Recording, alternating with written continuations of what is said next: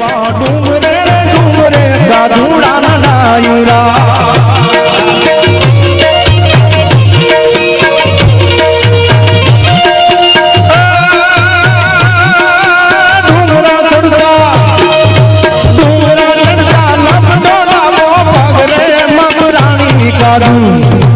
તે તો ડંકો રે દીધો છે હોરઠ દેશમાં તે તો ડંકો રે દીધો છે હોરઠ દેશમાં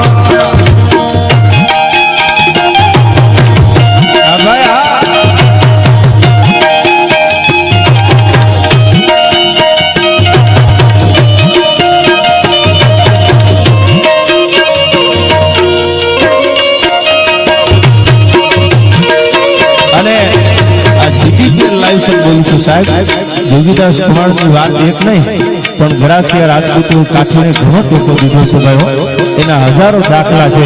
અને વાવડી રામવાળા માટે આ બે કડી યાદ આવે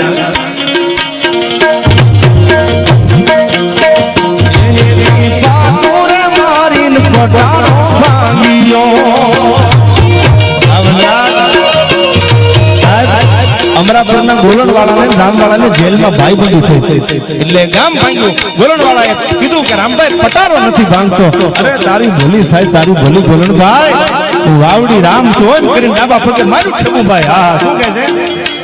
એ એવી પાટુર મારી પટારો ભાંગ્યો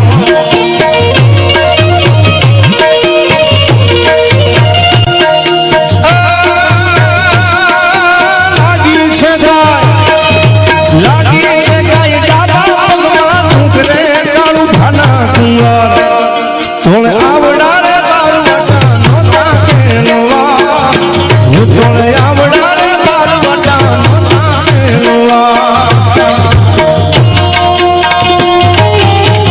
આ ગોહિલવાડ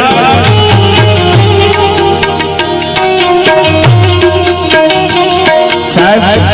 સિહોરના પાદર સુધી જેથી વેરણું મૂકવા જોગીદાસ આવ્યો ને તેથી રાજપૂતાણી પડદાને માંગો કરી અને જોગીદાસના ઓવારના લીધા હતા જોગાભાઈ તારું બારવટું એક દી હોનાની મૂછે પાર ન પડાવું તો હું રાજપૂતાણી નો કહેવા હો આ મજા હતી ભાઈ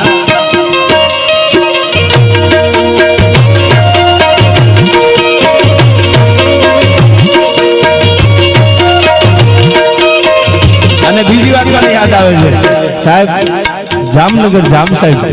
અને અડધું સિંહાસન ખાલી કરી આ વાંચીને બોલું છું કોઈ દંતકથા નથી પુરાવા સાથે બોલું છું અડધું સિંહાસન ખાલી કરી અને પાળિયાદના દરબાર નાંગ ખાચરને બેહાડતા ગાપા નાંગ બેહો આયા એટલે કોઈ કીધું બાપુ તમે તો જામનગર દરબાર છો અને આ તો 12 ગામડીનો નાનો એવો ધણી છે અને તેથી જામ સાહેબ કહેતા હતા કે એની ઘોડાહરમાં એક ઘોડી જોઈ અને મેં એક વાર અને બીજી વાર એમ કીધું કે નાંગભાઈ ઘોડી બહુ રૂપાળી છે એ કે બાપુ હવે કઈ બોલો તો મારા લોહીના હમસે જામનગર કાલ મોકલાવી દો આ મજા હતી ભાઈ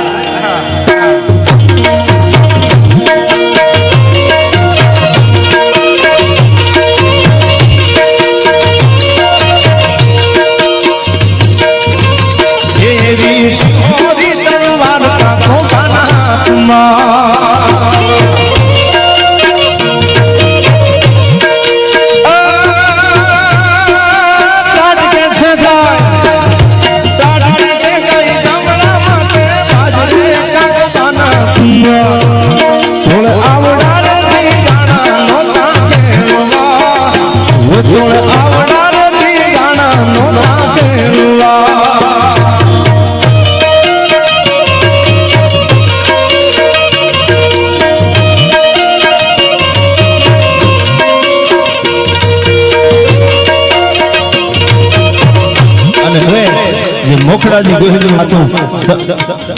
જેમ ખદડ પરમાં આપ જાણો છો ઘોઘામાં માથું પડ્યું ખદડ પર ઊંધું થડવું ઊંધું એમ ભાઈ આ મરદનું માથું પડ્યું છે શું કે છે કડી સાંભળજો